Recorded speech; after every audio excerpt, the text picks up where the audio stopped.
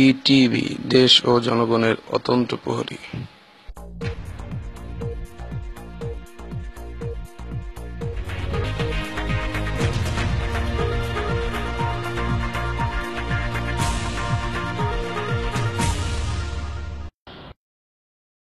School ছাত্রী খুকু হত্যার বিচারের দাবিতে মানববন্ধন করেছে শিক্ষক, শিক্ষার্থী ও স্থানীয় এলাকাবাসী।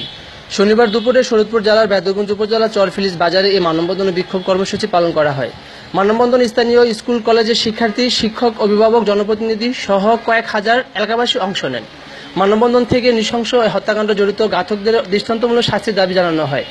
এ সময় বক্তব্য রাখেন চরফিলিজ জয়নব হাই স্কুল অ্যান্ড কলেজের প্রতিষ্ঠাতা মোহাম্মদ হানিফ হোসেন, আরশিনগর ইউনিয়নের আওয়ামী লীগের সভাপতি Abdus Sattar Howlader, Charfilij Zainab high school and কলেজের ভারপ্রাপ্ত অধ্যক্ষ সফরউদ্দিন মিয়া, খুকুমনির বাবা মোহাম্মদ খোকন সর্দার, 64 নং চরফিলিজ সরকারি প্রাথমিক বিদ্যালয়ের প্রধান শিক্ষক মোহাম্মদ আলমগীর মিয়া এবং সমাজসেবক মোহাম্মদ শাহিন খান প্রমুখ।